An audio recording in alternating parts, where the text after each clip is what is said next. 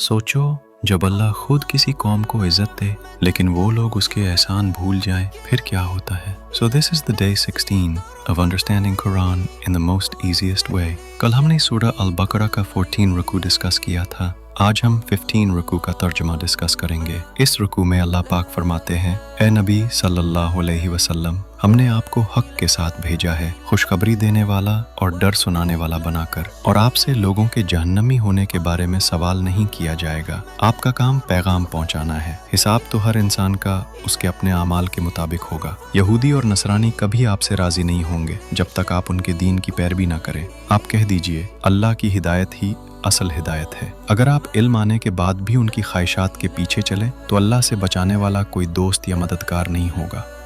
उनकी रजा के लिए दीन बदलने की ज़रूरत नहीं, सिर्फ अल्लाह का रास्ता ही सच्चा है। जिन लोगों को हमने किताब दी और वो उसे इसी तरह पढ़ते हैं जैसे पढ़ने का हक है, वही लोग उस पर ईमान रखते हैं, और जो इसका इनकार करते हैं वही नुकसान उठाने वाले हैं। ए बनी इसराइल, याद करो मेरी वो नेमतें जो मैंने तुम पर की, और मैंने तुम्हें तमाम जहानों पर फजीलत दी थी। अल्लाह उन्हें उन पर किए गए एहसानात याद दिला रहा है कि तुम्हें इज्जत दी गई थी लेकिन तुमने नाशुक्री की। और डरो उस दिन से जब कोई जान किसी दूसरी जान के कुछ काम नहीं आएगी, ना किसी से बदला लिया जाएगा, ना सिफारिश कुछ फायदा देगी, और ना ही कोई मदद मिल सकेगी। कयामत के दिन हर शख्स अपने अमाल का जिम्मेदार होगा। वहाँ कोई रिश्ता या सिफारिश काम नहीं आएगी। और जब इब्राहीम को उनके रब ने चंद बातों में आजमाया तो उन्होंने सबको पूरा कर दिखाया। अल्लाह ने फरमाया, मैं तुझे लोगों का इमाम रहनुमा बना रहा हूँ। उन्होंने अर्ज किया, मेरी औलाद में भी? अल्लाह ने फरमाया, मेरा वादा जालिमों को नहीं पहुंचेगा। अल्लाह ने इब्राहीम को इम्तिहानात के बाद इंसानियत का रहनुमा बनाया, मगर ये मकाम सिर्फ नेक लोगों के लिए है,